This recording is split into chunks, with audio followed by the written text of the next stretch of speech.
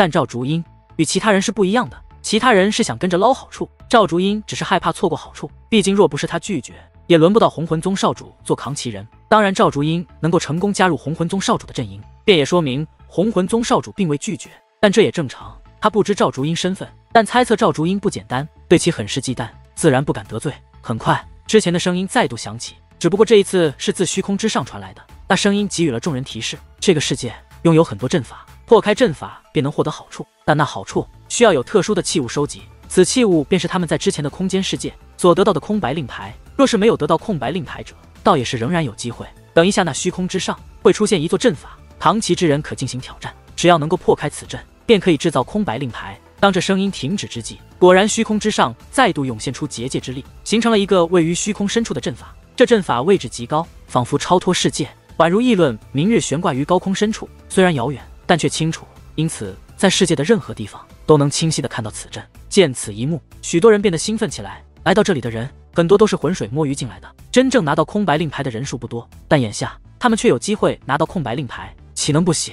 尤其是加入楚风阵营的当代修武者，他们更是信心满满。毕竟楚风的结界之术，他们是非常信赖的。可有人欢喜有人愁，那些被楚风拒之门外的七界圣符等小辈，可就眉头紧皱了。他们之中大多数也没有空白令牌，也就等于基本丧失后面获得好处的机会了。而就在此时，虚空之上那道声音再度传来，提醒一下诸位，若是觉得当下选择的扛旗人不靠谱，是可以重新选择扛旗人，是选择加入另外阵营的。不过重新选择的机会只有一次，务必斟酌之后再做定夺。这个声音落下，众人顿时神色复杂。原来当代与远古的旗帜只是一个幌子，大家是可以自由选择的呀。此时七界圣符等众小辈的第一反应自然是想着洪魂宗少主能否接纳他们，于是纷纷将渴望与祈求的目光投向洪魂宗少主。洪魂宗少主刚好也看向他们，但对方只是扫了他们一眼后便轻蔑一笑，旋即继续抬头观望。虚空深处的阵法虽然什么都没说，但却已经给出了答案。本就看不起他们的远古小辈，怎么可能接纳他们？这让刚刚升起一丝希望的七界圣符等当代小辈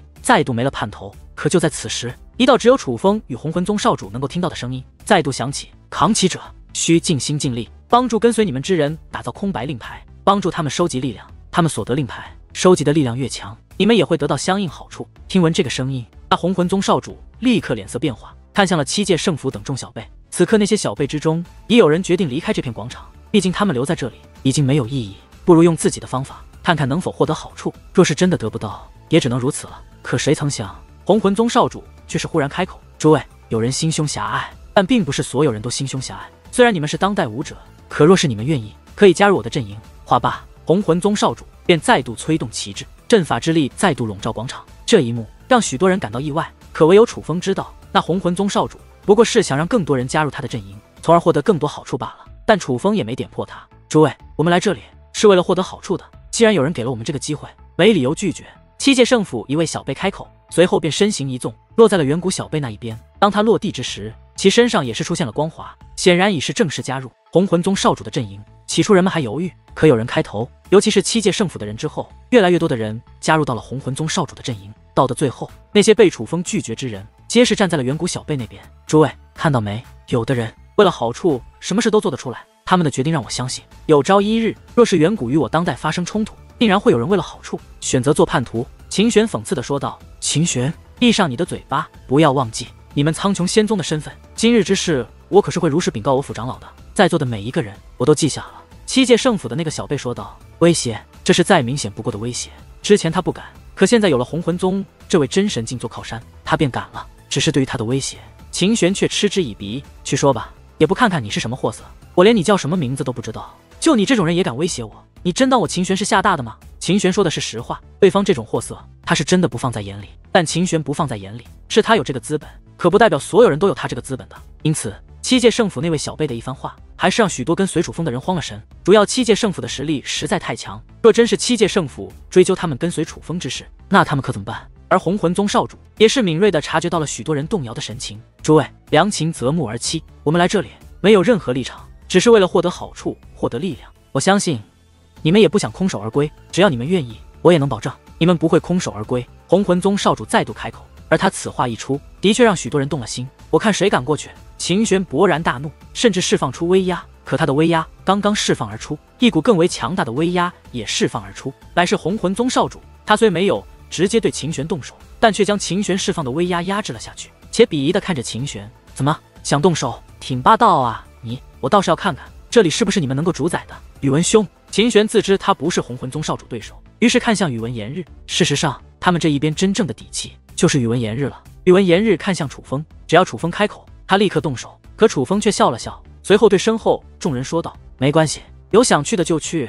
楚风少侠，你别介意，主要是七界圣府，我们真的不敢得罪，多谢了。”此时，一道道暗中传音不断映入楚风耳帘，同时也有很多原本跟随楚风的人将与楚风周身相同的光华抹除，旋即走到远古小辈那一边，随之身上升起与洪魂宗少主相同的光华，并且人数很多。这一幕不仅使得七界圣府小辈们露出一副小人得志嘴脸，洪魂宗少主更是内心狂喜。在他看来，这些人的加入也便代表着他将获得更大的好处。可就在当代众小辈纷纷倒戈加入远古阵营之际，在远古阵营之中，却有一个人走到了楚风这边。此人正是赵竹英。赵竹英走来时，身上不仅已是没有了光华，嘴上还嘀咕着：“早说啊，早说阵营是可以随便加入的，也便不用浪费时间了。”这一幕使得刚刚得意起来的洪魂宗少主顿时恼火不已。毕竟赵竹英也是真神境，这样强大的战力投靠到楚风那一边，这让他很是为难。因为他原本还打算等到自愿加入他阵营的人全过来后，便动用武力压制楚风他们。毕竟传闻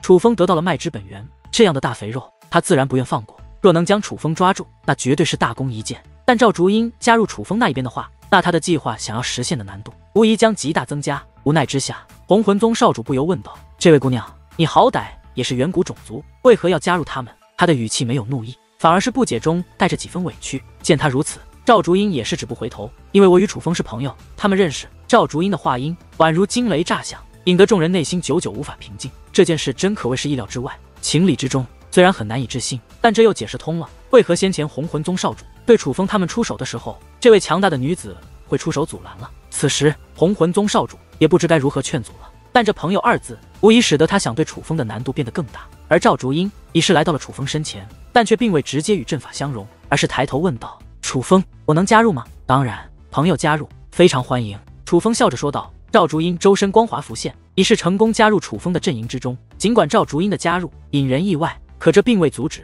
楚风这边人的叛变。毕竟于当代小辈而言，七界圣府的招牌才是最可怕的，他们真的不敢得罪。于是转眼间人数进行了调换，原本只有1000余人的洪魂宗那边，此时已有近万人，而楚风这边只剩下了300多人。这其中很大一部分还是之前楚风帮他们教训了洪魂宗的那些人，他们是觉得楚风对他们有恩，而洪魂宗又与他们有仇，所以才坚持在楚风这边。但也不是所有楚风帮过的人都选择跟随楚风，也有一部分人放弃了。他们是既不想加入洪魂宗那一边，也因惧怕七界圣府而不敢与楚风为伍，只能放弃，谁都不加入。楚风，虽说你是当代修武者，但看来你不得人心啊。洪魂宗少主看着这悬殊的人数对比，似乎也忘记了赵竹英的叛变，再度展现出了嚣张气焰。我若不得人心，这位姑娘怎么会加入我呢？至于加入你的，不过是一群墙头草罢了。别说这几千人，就算几万人、几十万人，又岂能比得过这位姑娘一人？楚风反讽地说道。可对于楚风的反讽，那洪魂宗少主则是笑得越发得意。难道你不知道在这里需要的是人数吗？当然知道，那提示我也收到了。若不是有这个提示，你又怎么会突然改变主意呢？无非就是想多一些人加入你的阵营，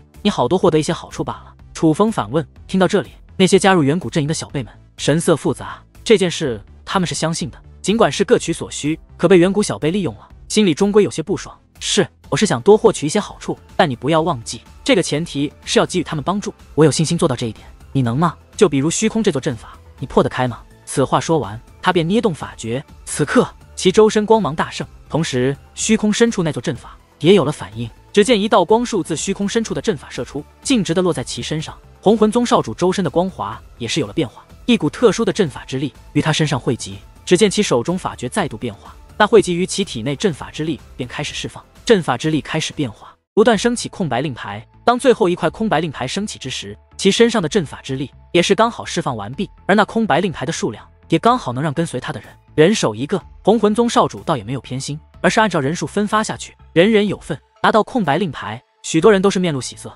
尤其是原本没有令牌之人，此时都觉得他们跟对了人。楚风，听闻你的结界血脉极其利奥的，乃传说中的王之血脉，结界之术更是号称当代最强。既然如此，那你破阵的手段必然远在我之上。那你为跟随你的人打造令牌，应该不难吧？别藏着掖着了，出手吧，也让我见识见识当代最强天才界灵师的手段。自己成功后，红魂宗少主特意挑衅地看向楚风：“不劳你费心，我楚风兄弟肯定比你强。”秦玄反驳道：“我和楚风说话，你总插什么嘴？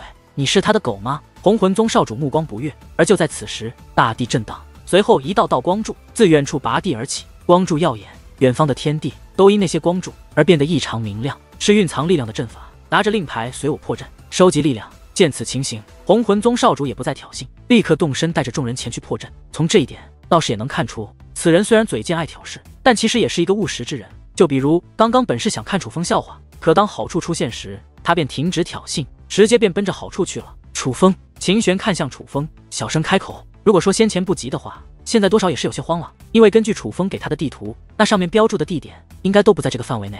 可就算距离较远，但若是有如周围这样的阵法反应，应该也是能够看到的。但现在向楚风标注的距离此地最近的地点望去，也是没有任何反应，这让他无法确定楚风所说的地点是否是真的。若是楚风所说的地点与眼下他们需要破解的阵法不相关，那他们也应该立刻动身，与远古小辈去争抢已经展现力量的阵法才对，否则必要错失先机了。事实上，如秦玄这样想的人不在少数，除了宇文炎日和赵竹英比较淡定外，楚风这边的300多人其实有些慌了。外的秦兄此时显现的只是较弱的阵法，之所以显现，是与那红魂宗少主通过虚空深处那阵法凝聚出了空白令牌有关。我猜测显现的阵法对应的是他所打造的空白令牌的质量。楚风暗中回复道：“我明白了，就算是打造的空白令牌，也是有强弱之分。”秦玄问：“对，是这么个意思。”